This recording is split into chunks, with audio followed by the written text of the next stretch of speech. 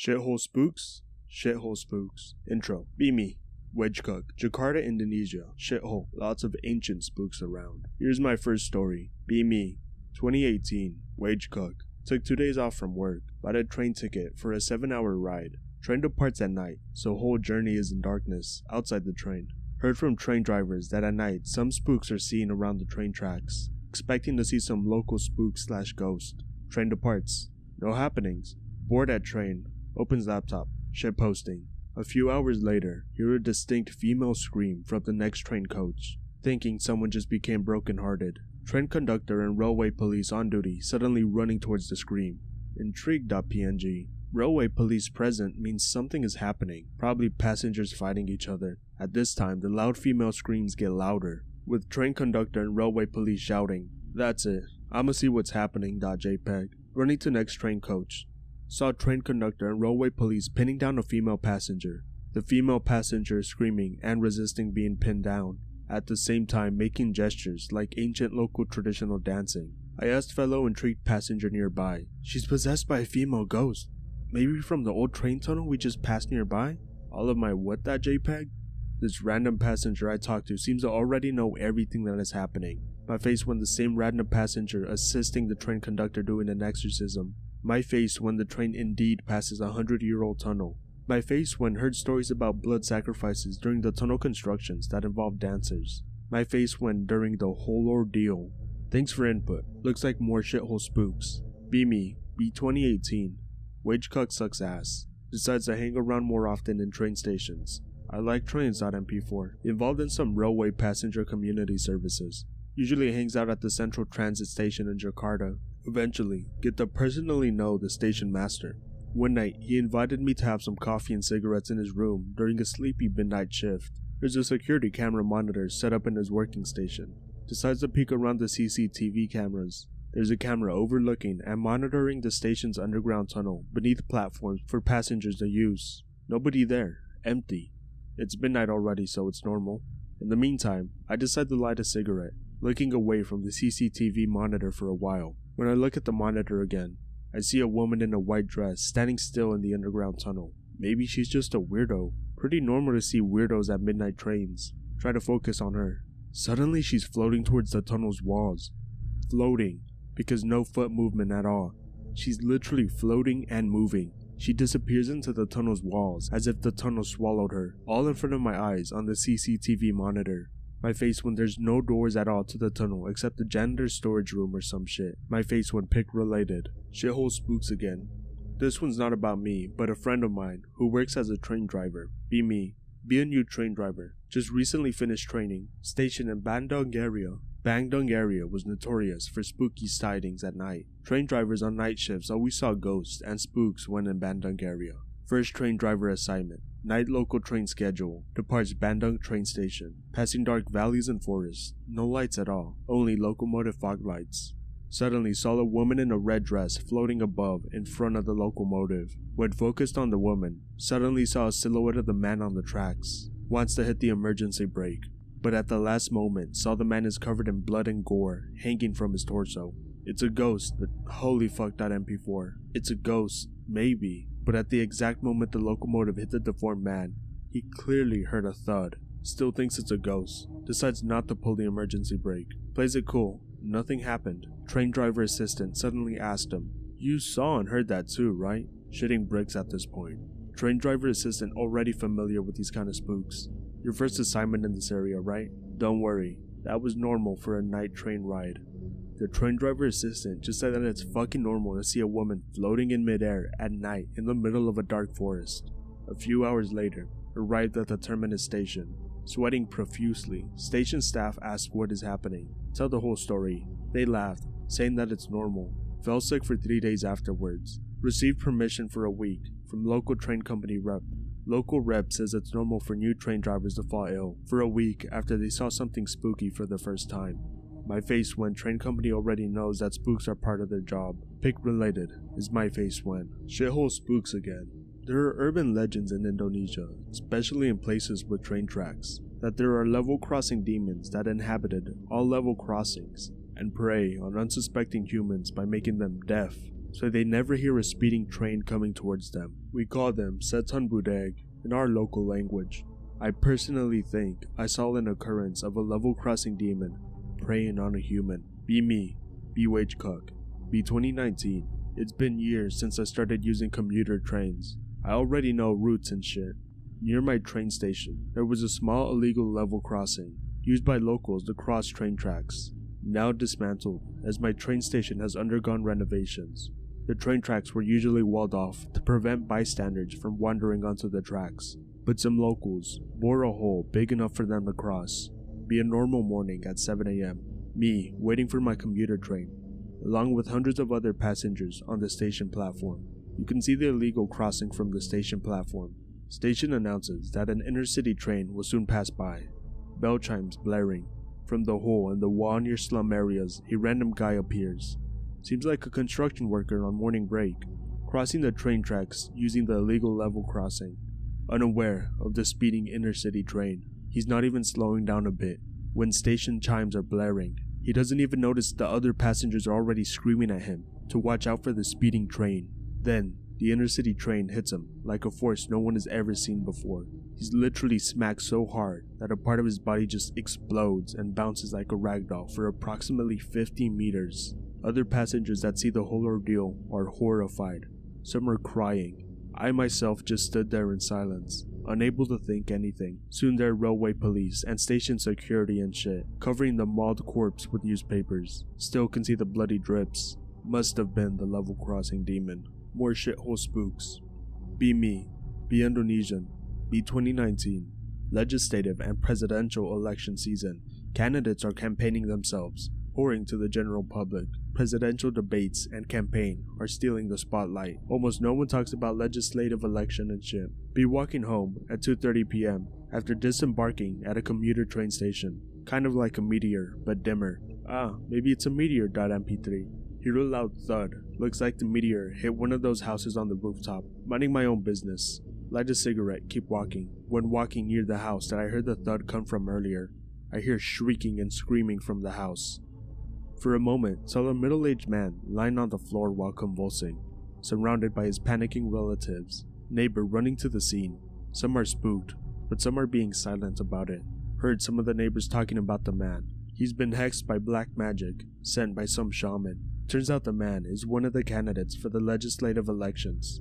One of his political opponents hired a shaman to put a curse on him. Shitting bricks at this point, but keep minding my own business, walking along the scene. Holy fuck, is this even real.jpg? Be me, be Indonesian, be remote working for months already due to Corona-chan. Fuck yes, I can work while on vacation. Be 1 week ago, book a train ticket to Yogyakarta for me and my GF. Took a vacation for a while remote working. Fast forward, already arrived in Yogyakarta and doing shit with my GF. Day 3 of vacation. My GF suggests that we should go to the sacred Parangkusumo beach. Fuck yes. My GF contacted her family to accompany us to the beach. There were 4 of us, me, my GF's friend, and my GF's friend's boyfriend, Riz. My girlfriend's friend, Anne, had her left arm fractured. We're using Anne's car, 4 of us driving to the beach at noon. Arrived to the beach at afternoon, hours before sunset. This particular beach is very sacred for Javanese beliefs, due to being the area of the sacred sea queen. Me, my GF, and Riz, Anne's boyfriend, sitting around the beach, smoking and shit. Suddenly, Anne has the urge to walk to the beachhead, toward the waves. Mind you, the waves at this beach are always rough, normally 3 to 4 meters, along with a strong wind. When Anne is standing near the shore, the waves in her proximity are suddenly calming down, while the wind is still strong. Holy shit, you guys seeing this? Look at the waves. Me, can't see shit aside of the waves in Anne's proximity are almost non-existent, while at other parts look like there's a mini tsunami. My GF and Riz saw that too. The waves at Anne's proximity are almost non-existent. Me, do you think what I'm thinking? My GF, yes, but we better not talk about it here. You know the reason. Riz, I agree. After approximately 1 hour, we saw Anne meditating at the shores, protected by calm waves. She returned to us near the parking lot, with her goddamn left fractured hand already recovered. What the fuck.jpg? She only smiles and puts on a huge grin, just like someone who won the lottery. Riz, you met her, didn't you, the queen? She only nodded. My face went. The story of my hunt for ancient Germanic spirit, featuring my bad English. Be me, living in a small village on the border of Germany and the Netherlands, testing my new night vision cam for school project. Wolves are turning back to the Netherlands through Germany. It's been all over the news. I found a nice tree in the woods near a hill called the Tackenberg, looking for a money shot. Install my sweet new cam, hook the baby up to my nice tree, come back next day to look at pictures. Nothing but birds and small deer. Just spent $400 to spy on birds. Feels bad. .jpg. Repeat this for a week or two. More birds, deer, and some hogs too. I send all pictures to my friend/project partner from school for further review. Next day, got home from a family dinner at some Spanish restaurant. Turn on PC. 3 emails from friend. 2 of them are about some rare birds. In the last email, he urges me to look at some picture I took a week ago. Open OP folder. Open pic. And see what appears to be a feral ghoul from Fallout 4 riding a hog. Holy fuck. .jpg. Almost tear off my fucking balls as I was scratching them at the moment. Lose my shit a bit. I call my friend. I don't know what to do. Go to police. No. What are they gonna do? Look for a Dr. Seuss character riding a pig? I don't think so. Next day. At school. Talk to friend about pic. Too afraid to show pic to anyone. They might think I lost my mind or something. Ask him. Did you show the pic to anyone, Anon? Yeah, man. My parents and my uncle. They think it's pretty funny. Weekend. Go back home. Show pic to my mother. She says it's a weird picture, like the ones on the Discovery Channel. Says, Grandpa used to tell stories about a man riding a hog. That's really specific. .jpg. Next day, go to see Gramps. He pours me a drink as always. Gin, as you guys in Trumptopia call it.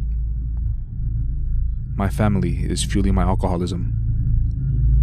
Gonna die before I turn 30 for sure. Ask him about a man riding a hog. At first, he's clueless about what I'm talking about. He remembers and smiles. He told me about a spirit called Dirk met Den Beer, Dirk with a hog. Says he is the protector of these woods, and something about an old farmer being cursed for shooting a rival at God on Cursed Nacht, Christmas Eve. He goes to the bookshelf to get an older, leathery-looking book with gold ornaments. I decay how to describe it in English. Orvenjiso Sagenbook was the title on the cover. A book with stories about local legends like dwarfs, water monsters, and witches.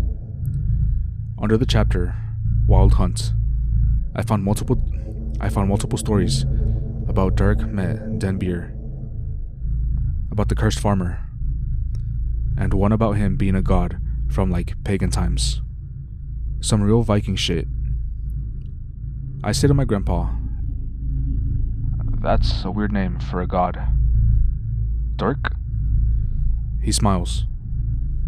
That's not his real name, Anon. You can't speak his real name. It will bring bad luck. What's he called? I say. Voldemort? I said, smiling. Even just seeing the Wild Hunt is a bad omen. My grandma hears my grandpa talking about the spirit. She looks at us and says, "Wasn't he called Fro or Frige or something?" In one fluent motion, my grandpa jumps out of his chair and begins to raise his voice. "You don't speak his name. What did I tell you just now?" Oh fuck, .jpg. Didn't know my grandpa was this superstitious. After he calms down, I showed him the picture I took of the thing in the woods. My grandpa is silent. He even has a spear, he mumbles after a minute. What? I take a closer look, and you can almost make out a spear behind the figure. He misses a war horn, said Grandpa. A horn? I said. He turns the page of the book on a real nice looking pic of a Germanic looking dude riding a hog. He's blowing a horn. What does the horn do? I ask. I get some vague answers. Something along the lines of, it helps him hunt. A couple of days later, back home, I do some research on Dirk/Fro. Turns out he was like an old Germanic god. Almost every Germanic country has its own name for him. In the Netherlands and Germany, they call him Fro or Frey. And in the Scandinavian countries, they just call him Freyr, god of fertility. Yeah, the dude indeed looks like a real ladies' man. Reading some information on the Tackenberg where I took the pictures, there is a small pagan temple for some goddesses named Tamfana, a temple for human sacrifice probably. Go to the temple just for the heck of it. Not much to see, small reconstruction of a temple, and a nice view of the forest. Encounter some locals that live near the temple. Ask them about Tamfana. They proudly tell about the goddess of harvest and nature. I asked the man about Dirk. He told me that each Christmas Eve, they round up all their shit and bring it inside their home. Because if you don't have your stuff together at midnight, Dirk will come to wreck your shit. Maybe even you. I ask, are there people who have seen Fro? The Ben looks at me like I just fucked his wife. Never say that name, he said. I laugh and said, what will he do? Steal your broom? The guy says again, never say that name. He walks off. Weirdest interaction I ever had. A week passes and some dude on local news says that he had seen a man on a hog. That's it. Must be. Try to contact the man, but no response. The next day, got his address, right to his house. Nobody's home. Return home. This looks like a dead end. 3 days later, turns out the guy committed suicide. Shit is getting real now.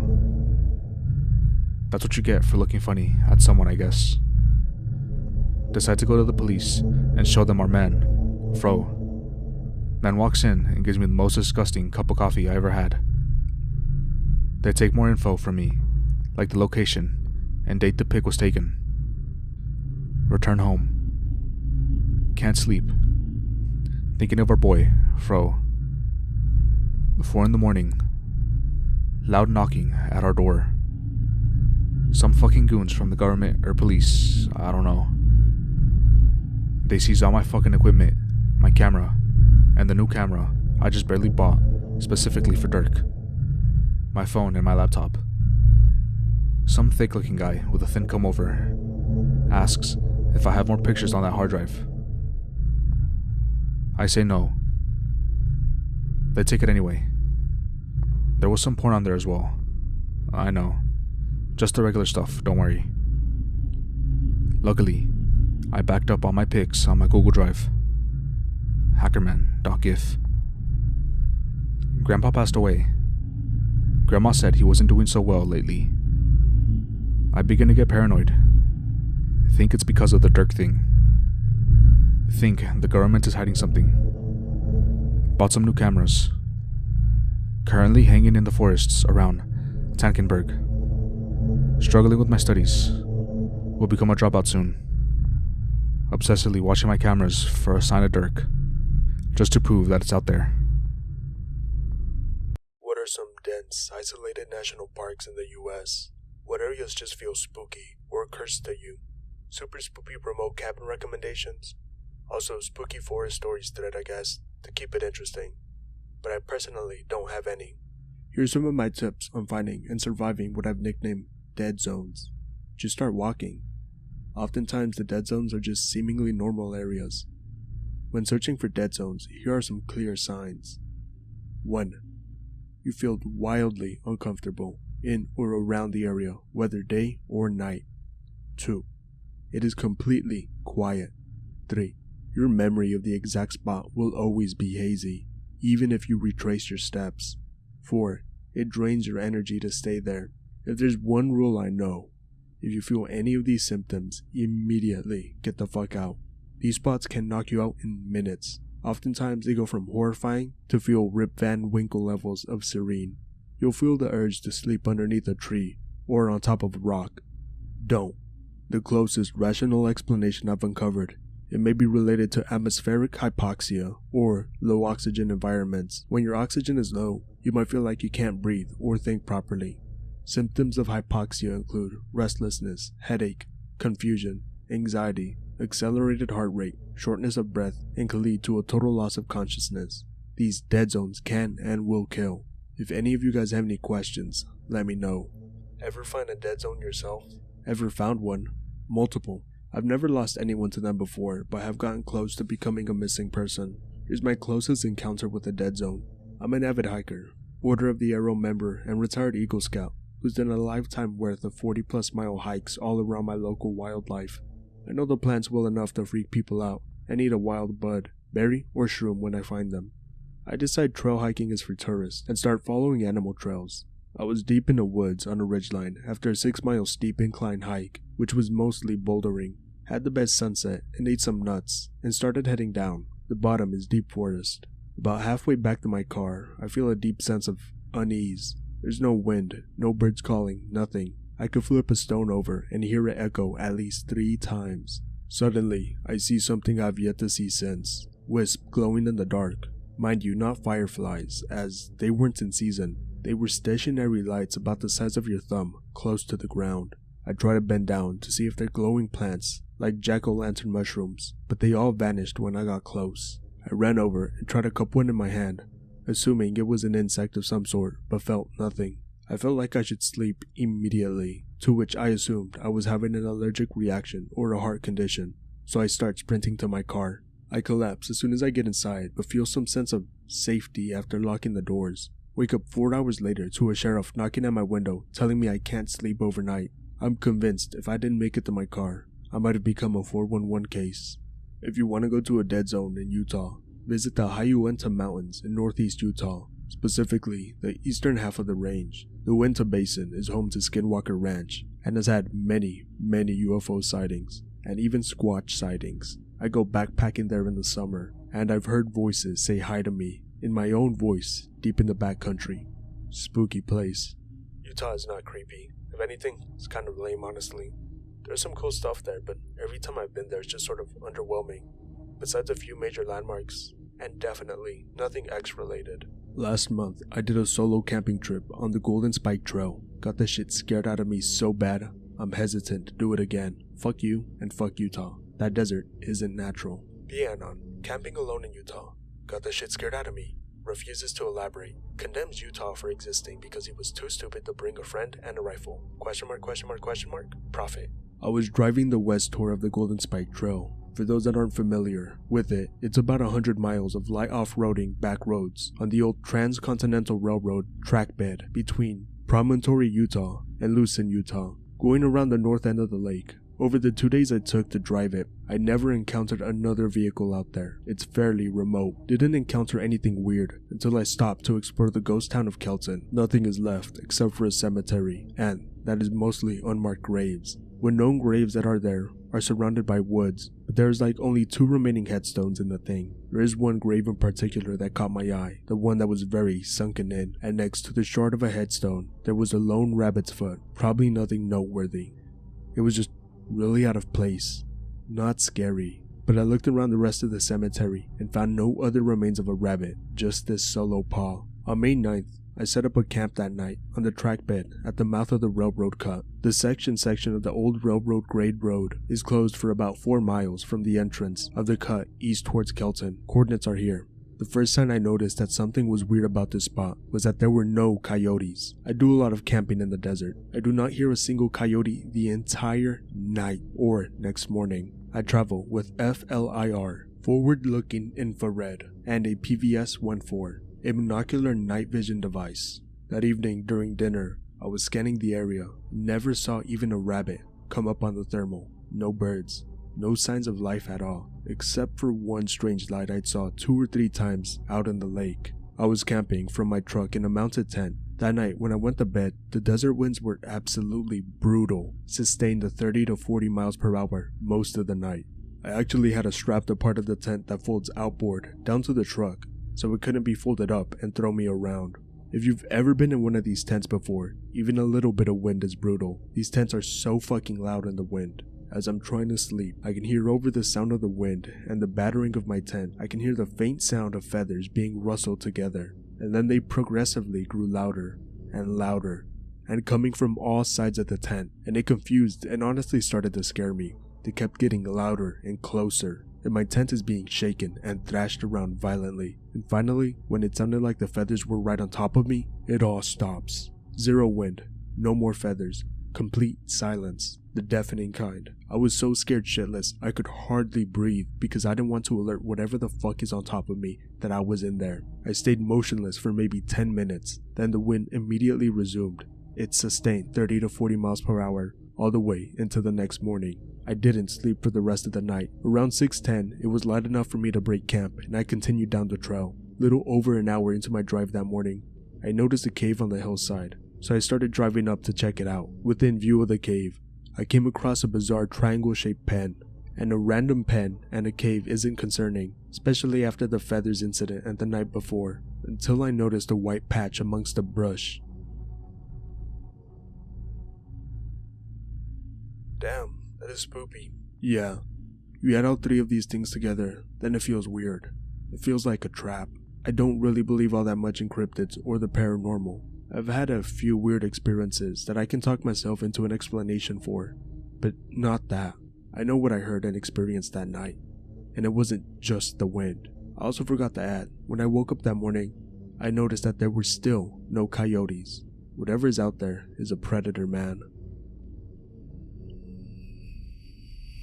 I don't know if it was paranormal, but it was really scary. Be me, 16-year-old, working in the estate of some family in a mountain called Sierra Nevada of a city called Santa Marta in Colombia, South America, cleaning some terrain that was going to be used for planting coffee. It was me and another 4 guys. I was in the upper zones of the estate with 1 guy. The other 3 were in the lower zones because there were more terrain to cover down there. It was mostly fallen leaves, weeds, and vines, or may inconvenience the plants while growing.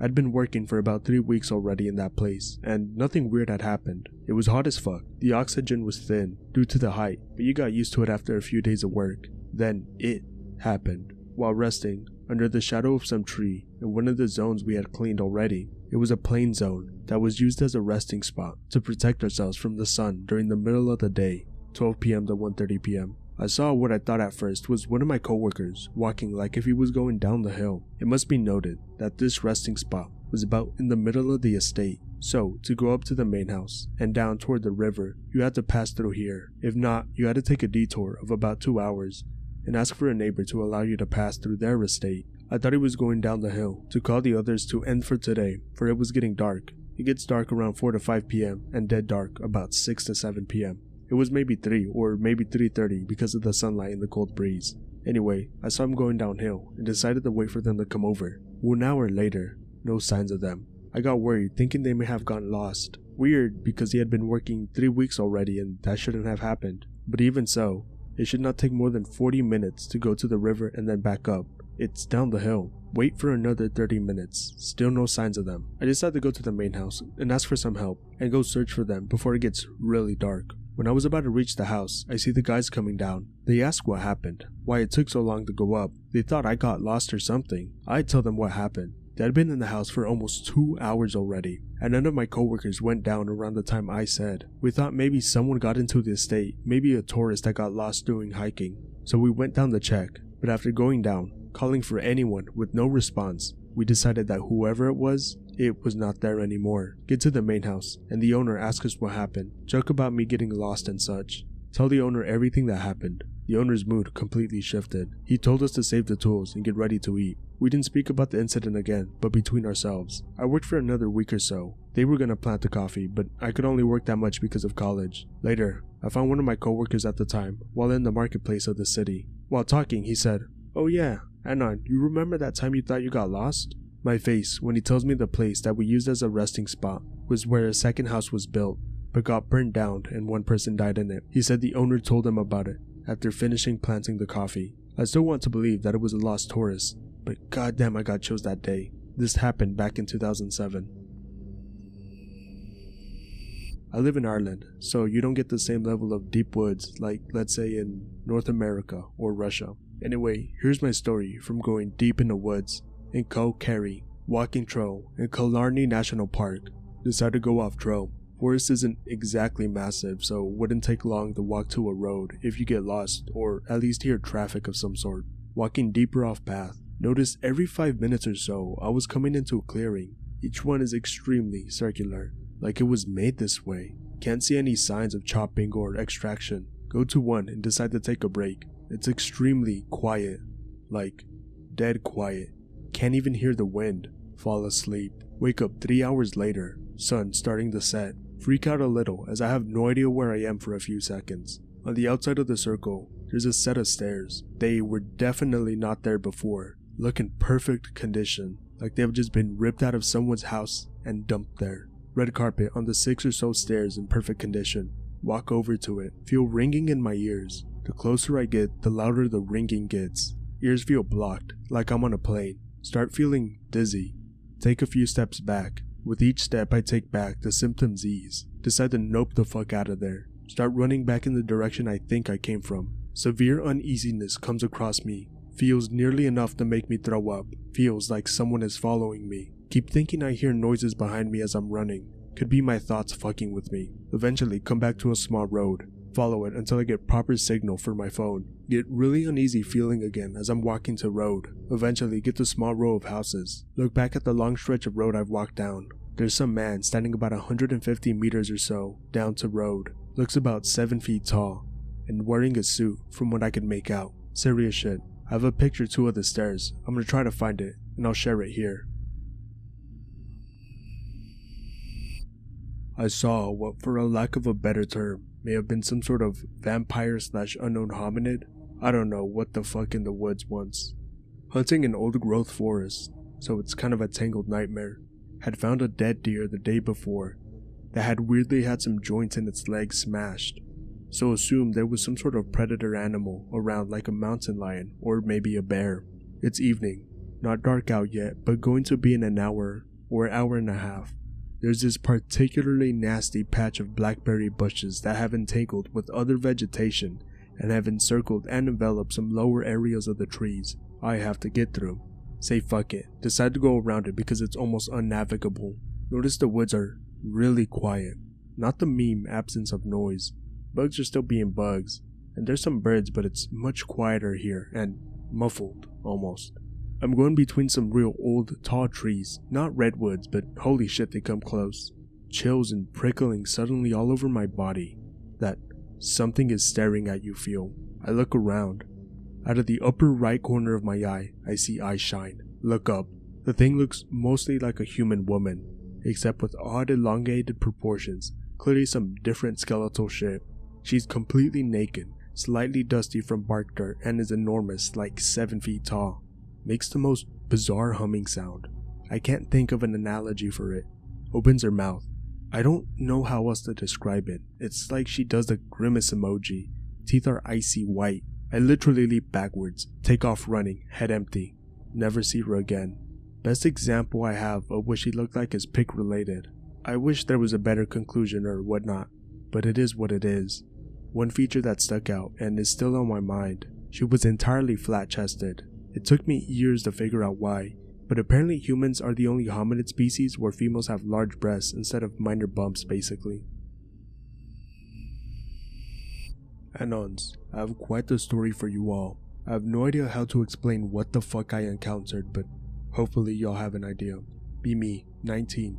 Live in a small town in Alaska. Dad is a town butcher. He provides all the meat for the town via hunting. He decides that it's time for me to learn how to hunt, so when he is no longer around, I can keep running the family business. Go on a hunting trip with him 2 days later, taking our truck several miles northeast. We had a pair of .25 caliber hunting rifles. Dad takes me to his usual hunting spot, a mile up north, near a clearing, where he has a blind set up in a tree. During the walk there, we notice it's absolutely quiet. It's spring, but no birds or bugs are making any noise. Something is up. JPEG. Terrible feeling like something is wrong. Ask Dad, you notice how quiet it is? Dad, yeah, something's up.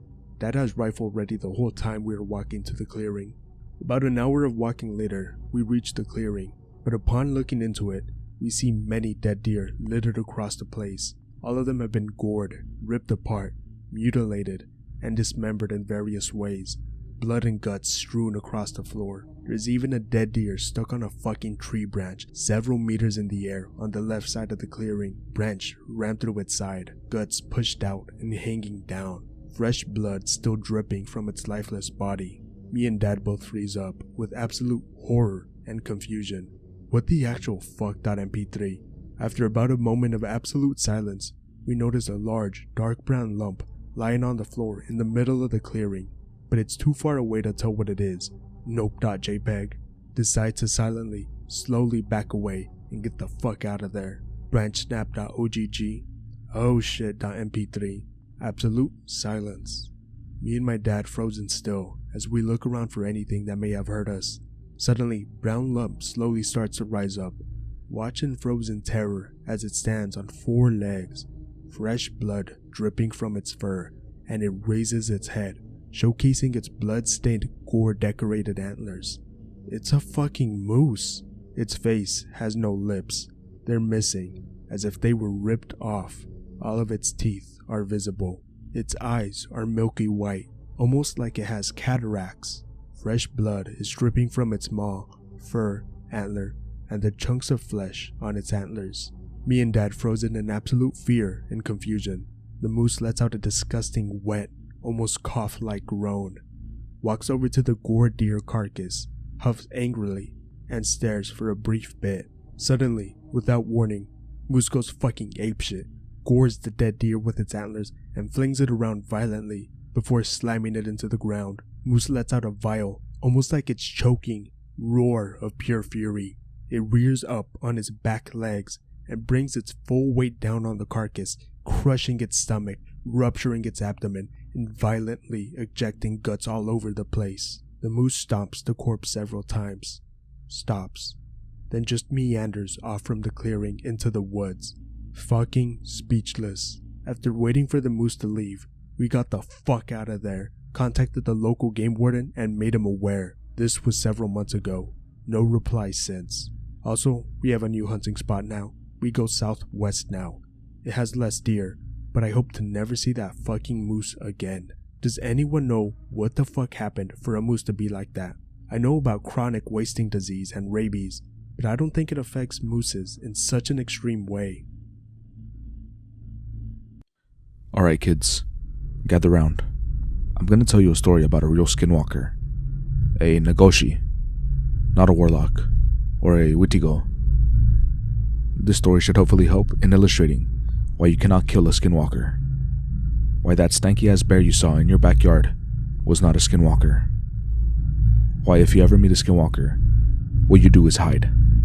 Try your best not to breathe too loud. Stay behind cover if you have it. Just try to remember that you are functionally insignificant to this thing unless it takes notice in you, and you really don't want it to take notice in you. Ready kids? Be me, visiting a friend in a small town with a reservation far up north. Like way up north. Northern Canada north. Outside of Nagoshi territory. A friend is involved with a girl from reservation. Long story, but important part is I'm there because I like both of them and they need help. I stay in town. He heads out to the reserve. Small local bar. .jpg. Chatting up locals. Trying to find a place to stay. Wind up talking to older guy who seems to be a regular. Tells me not to bother over at a reservation. Something has them all riled up right now. Assume it's just a shit show involving social situation of my friend, but don't say anything. Old guy says he went to visit a friend on the reservation 2 days back. Almost got shot in the woods on the way in. His friend won't explain why. Just tells him to stay away for a bit, not to go out in woods too far from town. Naturally, this makes me concerned for my friend. Call up friend. This was flip phone days, by the way. Friend explains that everyone is acting all cryptic over there too. Friend came here with the hopes of getting girlfriend's parents to let her leave with him. They're actually pretty sympathetic, but won't let them leave yet. Something going on. Chief and elders meeting every night. Everyone staying indoors whenever possible. Everyone refuses to explain. Avoids topic. Friend thinks it's some cultural thing, and he's white, so... Friend, by the way, is a pretty good guy, aside from being a bit soft on the social justice side of things, in particular, cultural appropriation, etc., which has actually served him well in getting his girlfriend. So, fair enough. Friend is content to sit tight for a bit. So back to me, Doc If. Find room in someone's basement. Look around town for odd jobs to pay back guy whose basement I'm occupying. Old man I met in bar. Wants some help clearing trails. Lives outside of town, opposite direction from reservation. End up spending a lot of time drinking with him at the bar over next week or so. Getting to know people. That kind of shit. About a week and a half since I got there. Phone rings. .png. It's friend. Shit is going down at the reserve. Hangs up without explaining everything. Hear police sirens. Hear about it all the next day at bar. One of the reserve's elders found dead. Absolutely eviscerated. Official statement was bare. Word on street/bar. Alcohol poisoning, and the chief covered it up with machete. Word from friend. Next day. Something spooky. Story friend told me. Town has been having problems with mutilated animals last few weeks. Medicine man says something is really bad, but can't say what. Others think it's some fucked up youth. One elder agrees with medicine man. Went on a trip south when younger. Learned from a relative via white people, about local legends down there. Heard story from 20s about last time a real skinwalker was seen. Thinks this is one of them. Other elders dismiss this, but medicine man is hesitant. Nagoshi doesn't fit with local beliefs. Not quite anyways. But there are threads of something there that makes it hauntingly familiar. Elder decides to go out at night, try ritual to communicate with it. Found ritual online, apparently, at local library computer in town. Dial-up noises.wav. Goes out that night. Dies horribly. Remaining elders/chief/medicine man, now very concerned. Everyone on reserve on high alert. No idea what to do. So back to me. Webum. Mention all this to old guy friend at bar. Looks uneasy. Grumble some racist shit. Agrees with alcohol analysis. Seems like he's trying to convince himself. Drink a lot that night. 2 more nights. Talk to a friend by phone when I can. Everyone on reserve is tense. Agitated. 2 close calls where people almost shoot each other, going over to another's houses. Doesn't spread much to town.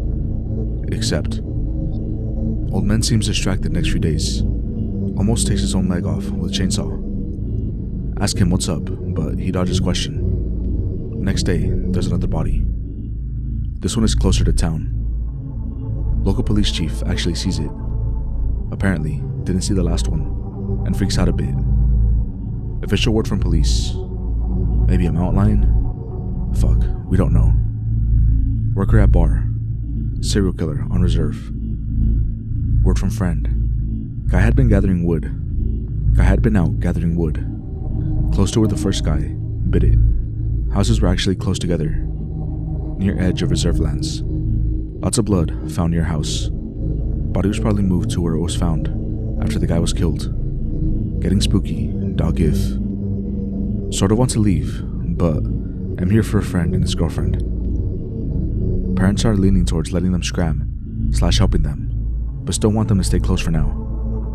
So gotta face this spoopy for now. Get old man friend to direct me to someone willing to lend a gun. Old rifle.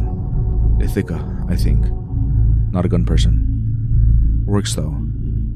Let friend know that if he needs out, I got his back. Same time, old man is getting increasingly agitated. Looks like he wants to tell me something, but pride.png. Next night at bar. Old man is in there, talking to one of his friends. Have started to get to know people. Tells me that old man is worried about his friend on reserve. Leaves near the two who were killed. Worried the killer's gonna get him next. Head back to house early. Find old man coming down from attic I didn't know he had. Look suspicious.bmp. Ask him what's up. Ask for honesty. Bring me. Offer help. Genuinely. I'm the helping sort of guy, as evidenced by presence far up north to help friend with a girlfriend. Tells me that yeah, he's worried, but nothing he can do, and not to worry. Sure.jpg. Sleep light that night. Before bed, phone friend. Tells me that entire reserve is getting weirdly hostile. Everyone notices it, but can't help it. Normally, very nice, peaceful people. In touch with nature and that shit. But unease is growing. Gnawing. Something is off. Makes me nervous too. Sleep with gun next to bed. Safety on, obviously. Middle of the night. Hear old man walking around above. Leaving the house. Decide to follow. Don't want anything to happen to him. Haha, oh wow. .png. I'm not unskilled at woodmanship. Can move quietly, carefully. One of my best skills, really. Not that it matters. Old man is half deaf at the best of times, and is staggering like he's pretty drunk. Follow him out. Take rifle, of course. Notice he doesn't have his. Pretty far behind him. To be less easy to hear/see, and because bad feeling is setting in. Heading towards reserve, by way of skirting town. Worry that cops might see me sneaking around with a rifle, following a dude. But honestly, would rather explain myself than get caught out here without it. It's quite the walk, maybe an hour and a half. We get about 50 minutes before he stops. Pulls two things out of shirt. Can't see either. Stay back in deep bushes. Ready gun. Stay very quiet. Old man calls out. Not to me. It's an old language. One of you I don't know well enough to at least understand. I'm an amateur but enthusiastic linguist in spare time. Waits for a response. 10 to 15 minutes. Getting cramped where I'm sitting. Then it shows up. No dramatic scent of blood or iron. No spoopy repeated voice. Just an animalistic figure.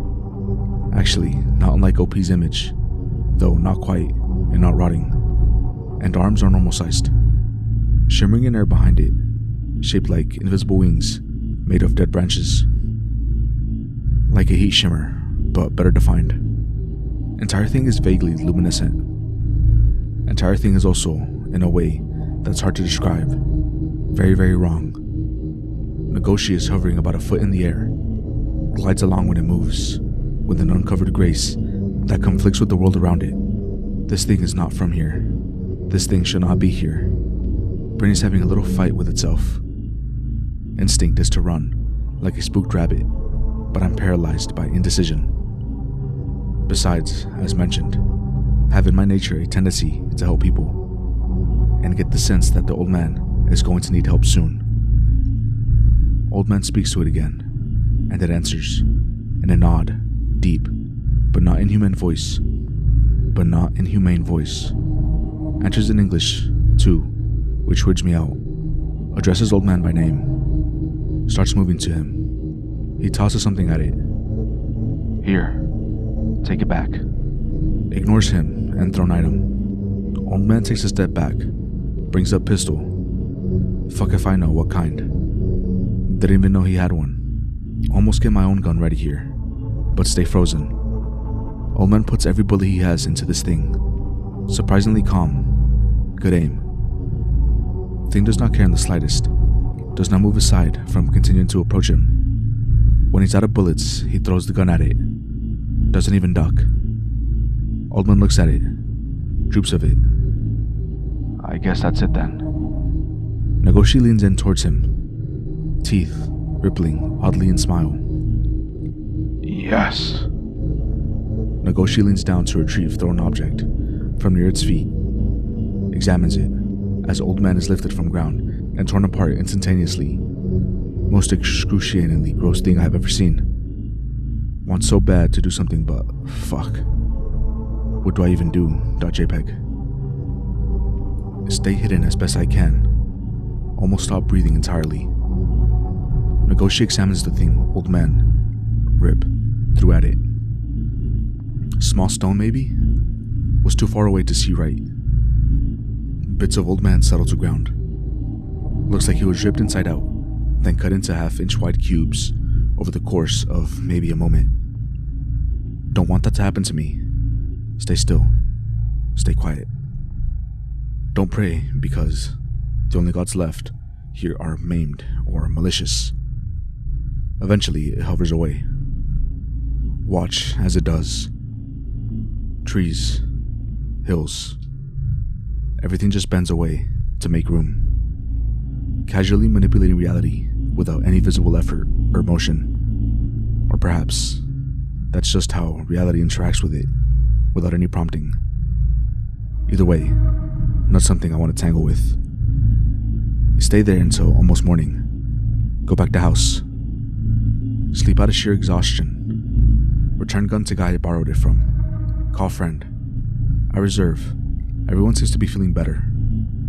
Girlfriend's parents decide that now is the time for a friend and his girlfriend to leave. I come pick them up. Only stop on the way is to report to the police that old man is missing. Don't think they'll find anything because A. got really minced compared to the others, and B. was way out in the middle of nowhere. GTFO, never go back. So, moral of the story is that true Nagoshi are not to be fucked with in any way, shape, or form. I remember many years back now, a Yakut bro came by and shared a shit ton of mythological stories. I saved them all, and have been hoping ever since that we get more Yakut/Russian tales. Thank you very much, Anon. I live in the northern part of Sakha, or Yakutia, Russia, for around 10 years, and I've encountered a lot of weird shit there. I'll start with some context. B13. Dad and mom break up because dad is abusive. Mom loses court case and dad gains custody. After divorce, dad changes and starts seeing weirdos for life advice. Some guy tells him he needs to cut himself from society to awaken his third eye or some shit. So we move from St. Petersburg to motherfucking City 5. A town so fucking secluded, it didn't even have a name. Life, as you expected, was fucking shit and boring. The schools there don't even teach English, the official Yakut language, or even basic sciences. The locals are cool though, so on to the paranormal stuff. I'll start off with the creepiest one. I've personally never encountered it. In fact, I've only known 3 people who claim they have, but the whole of City 5 is scared of it. We call it the Flat Man. It's said to appear in some of the most rural areas of the region. The best way I could describe it is to compare it to a living shadow, but it's more like a void in the shape of a human on the floor. Its shape cannot appear on trees or buildings, only the ground. Apparently the Flat Man has made many tribes of people disappear. In 1989, a group of around 10 people went to hunt it. 2 months later, clothing started washing up in the local river. It was their clothing. Apart from being wet, the clothing wasn't damaged. The next night, screaming could be heard outside of town. Another time, some guy was hunting deer. He spotted a deer, but it seemed to have its leg stuck in something. When he got closer, he could see the Flat Man holding the deer's leg. It then started making a pulling motion. You know what happens when something's pulled through a tiny hole? Well, that is what basically happened to the deer. Not a trace of the deer left. Hunter instantly runs away as far as he can. I have a classmate. Let's call him Igor. Igor's dad has encountered the Flat Man at one point. Be him. 1992. He works for a small woodcutting business. Patches of forest are valuable in Yakutia, so if your boss tells you to go, you can't object. So he's at the spot and he comes across uprooted trees in the shape of a spiral. He tries to get the fuck out, but keeps coming back at the spiral. Notices that the other trees are still bending, starts feeling weird sensation. His own body is swayed towards the spiral. The pull gets so strong that he has to push himself off the trees to move. Then suddenly, all the uprooted trees get sucked up into the ground. The force of the pull is so strong, it breaks one of his arms. He looks over, and there's a massive fucking hole where the spiral was. In the hole, he could make out the flat man. He starts moving in a swimming motion. See that the flat man is called that instead of like Shadow Man because he doesn't move like one. When you turn, your shadow changes shape to reflect that. But the flat man can't do that. He can't move his arms through his chest, so he moves in this weird swimming motion. Igor's dad starts running and the flat man gives chase. The flat man can fuck with shadows. Every time a shadow of a tree gets in his way, he kinda swats it away and the entire tree breaks. He makes it to his car and manages to lose it. Me and a few friends actually managed to stumble onto the crater, and surely enough, it was in the shape of a spiral. It was overgrown. The entire time we were near it, everything felt floaty, and we couldn't feel, smell, or taste. And the last guy I knew that encountered the flat man died in 2006.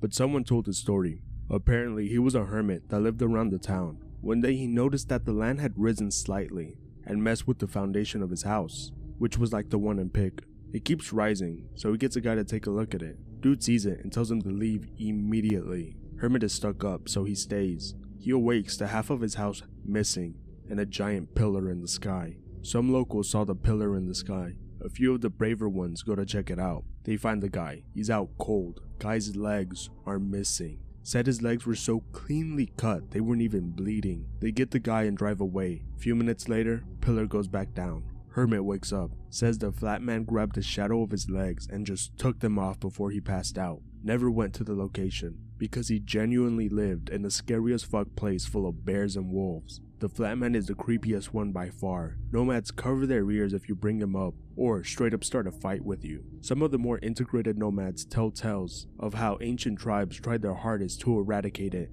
and went missing. He's the only thing that no one dares to fuck with. People don't like talking about him. Be me, 15. 2 years after moving in, me and dad are having breakfast and get a knock at the door. Open it. Guy standing there looks almost identical to Pig. Tips his hat and introduces himself as Ivan Ivanovich, basically the John Smith of Russia. This happened in 2009, so the guy is very out of place. Dad, being the understanding gentleman that he is, tells him, "What do you fucking want?" Instantly gets this sinking feeling in stomach. Dad's speech becomes 10 times more polite. Ivan says that he is the government's representative of City 5. He's responsible for tax collection, solving judicial problems, and keeping the peace. Starts telling us about how the town works. I think to myself, I know this stuff. He instantly stops talking and excuses himself. Ivan leaves, and we both sit there, dumbfounded for a bit. Me and my dad are bringing firewood back home and visit a market. While there, Ivan taps my dad's shoulder. Everybody instantly quiets down. Ivan and dad start talking. From what I could tell, dad did some dumb shit and a few townsfolk were mad. Dad instantly starts spurging out. Then he shuts up. A local comes by and defends my dad. Ivan then says, "If you continue your unacceptable behavior, there will be consequences. Understand?" Then I get the sudden urge to nod. Everyone around Ivan, even people who weren't looking at him, nod. Ivan goes around a corner and he is fucking gone. Ivan does so much creepy shit.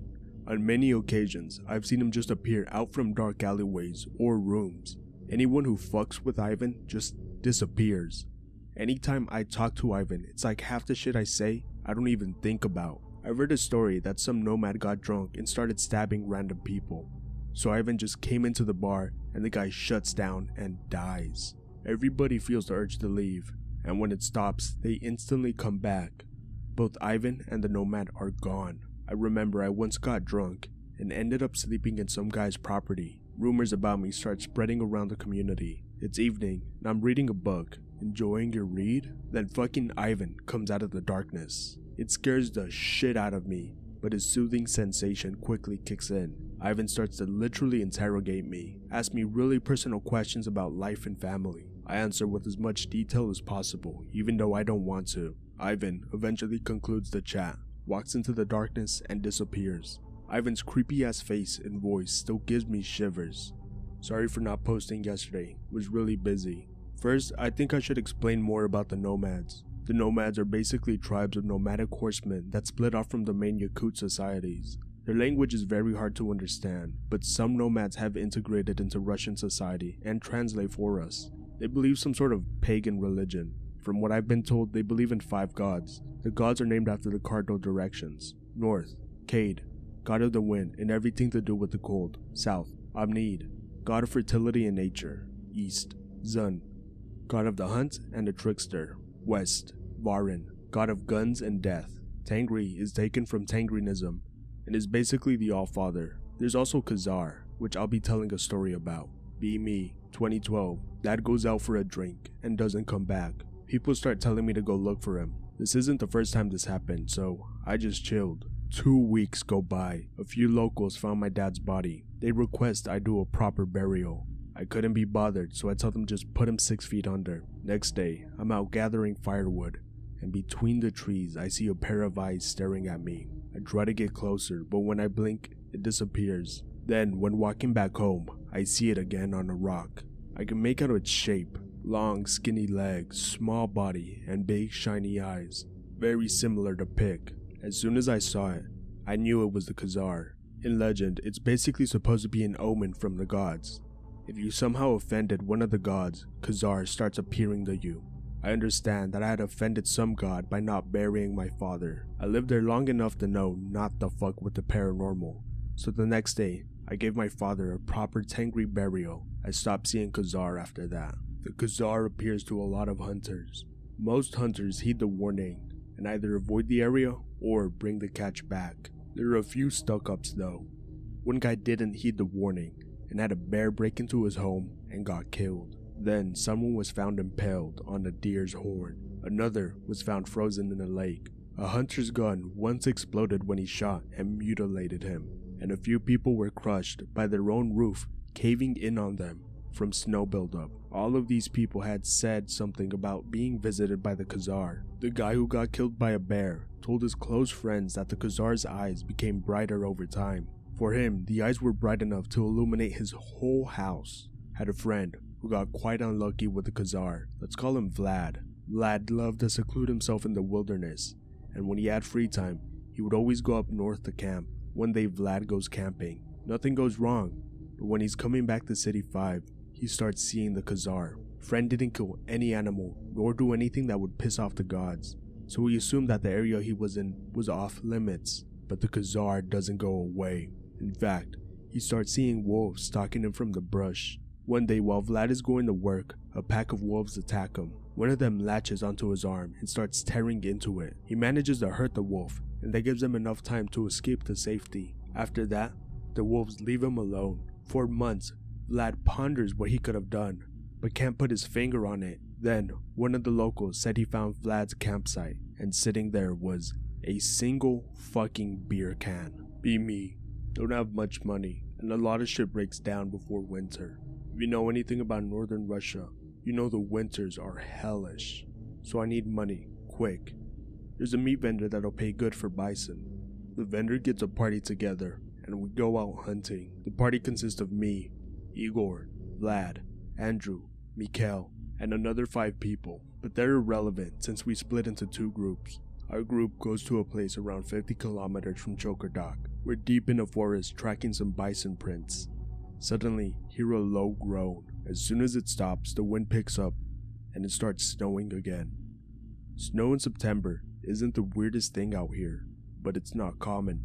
As time goes on, wind and snowfall become stronger. Vision is so obscured that you could only see around 50 meters in front of you.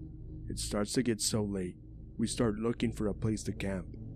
We come up to this slope which has a great view of the area. Igor and Andrew stay to set up the camp, and the rest of us go gather wood. 5 minutes in, we hear Igor shout, "Pista," which basically means holy shit.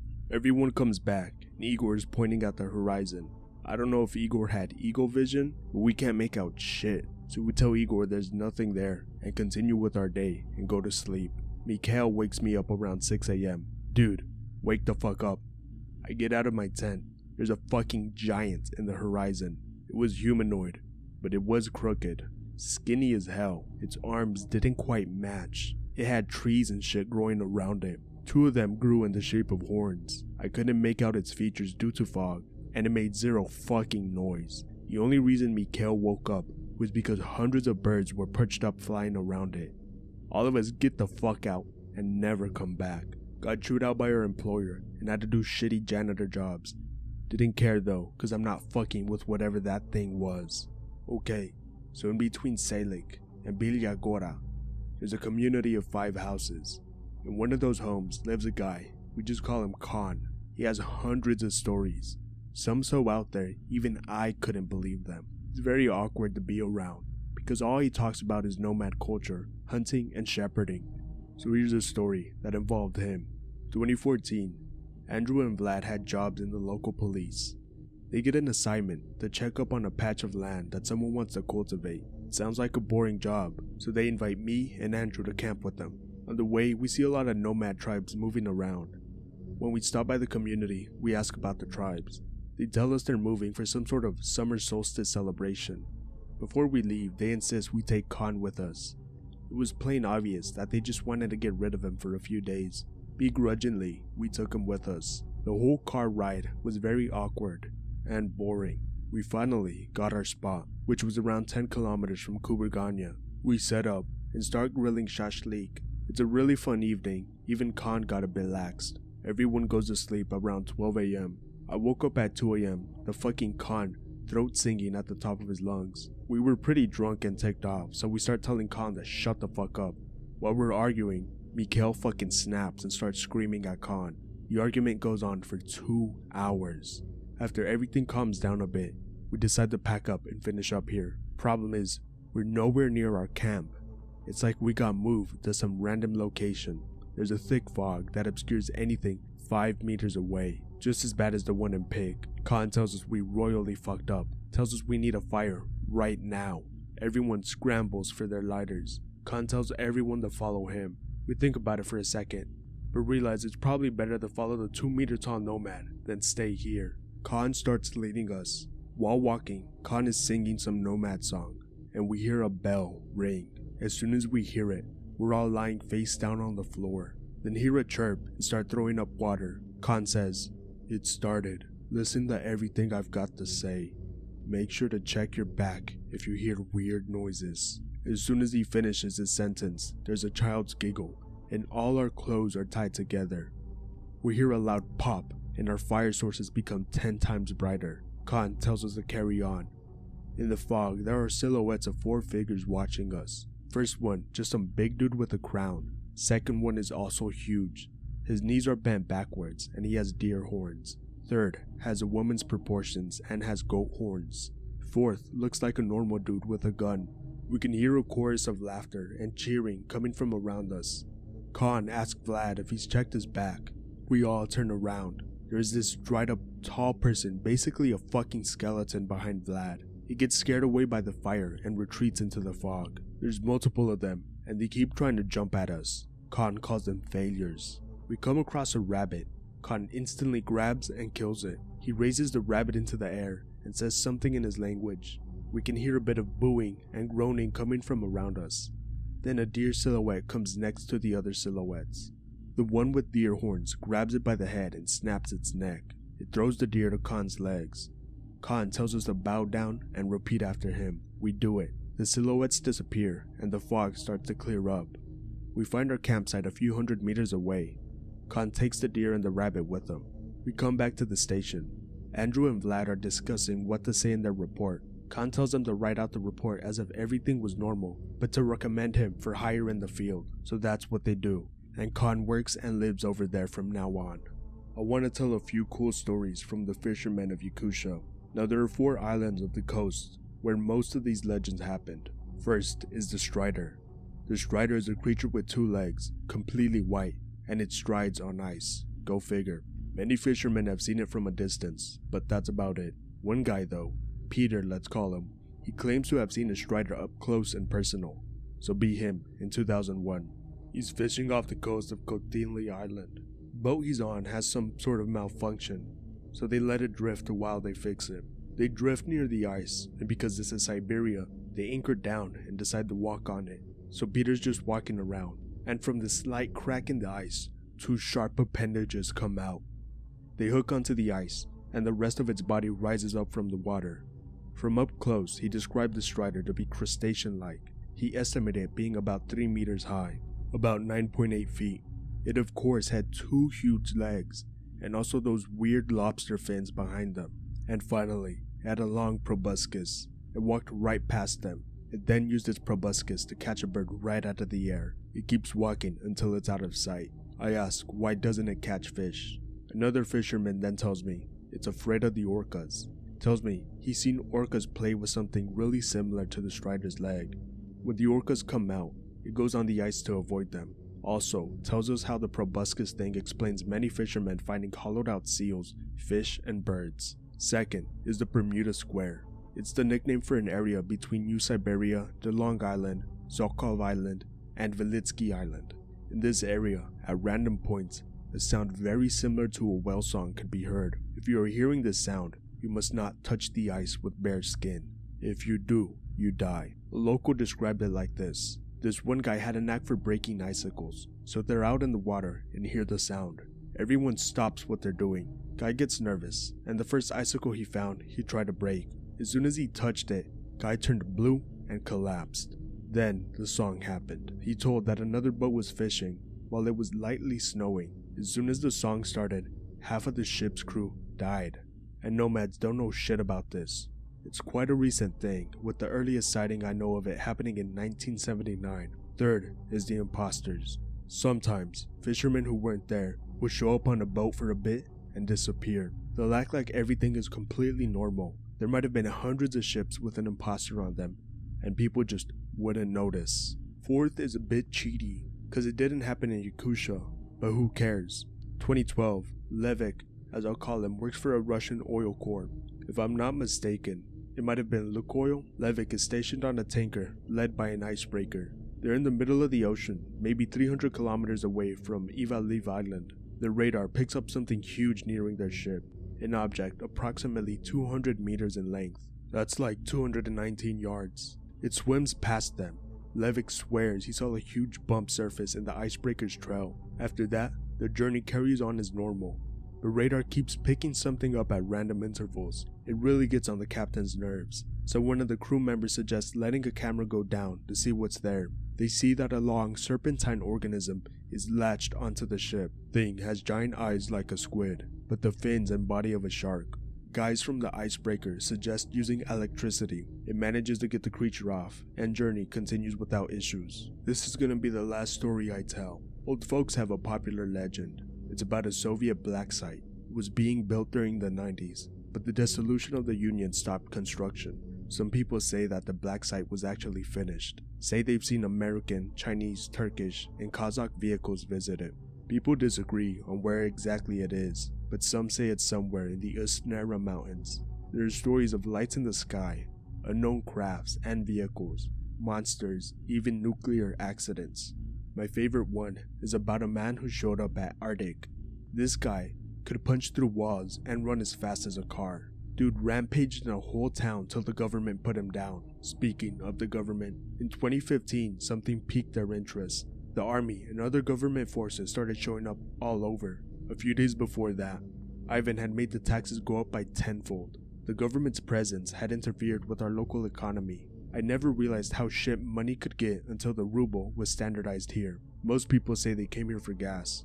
While that's most likely true, they kept messing with the paranormal shit out here. At one point, saw them throwing shit at the spiral hole. I don't like.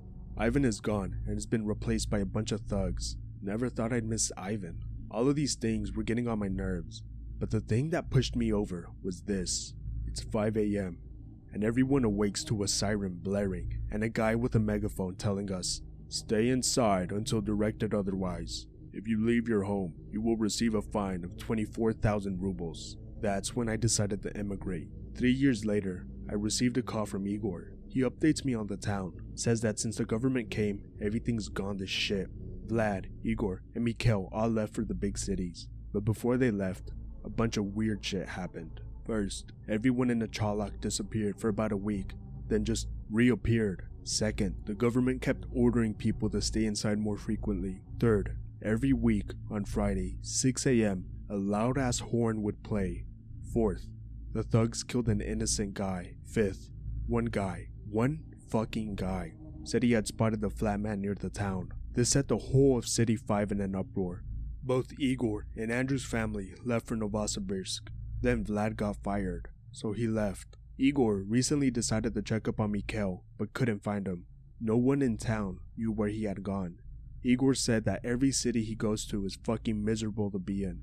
Every town's got some loser thugs trying to tax people out of their homes. Also added that something was wrong with the place. Felt like something bad was gonna happen. Then, one of the fucking checkpoints he goes to is completely empty. And then another, and another. 3 checkpoints empty on a main road. What the fuck? I really want to go back and check on Mikhail after this whole quarantine is over. But I don't know, bros. I'm kinda scared of what Igor told me. Early 2019, he calls me up. Says that most of the roads are shut down and guarded. No one can leave or enter. If they're going so far to isolate that place, what could be going on there?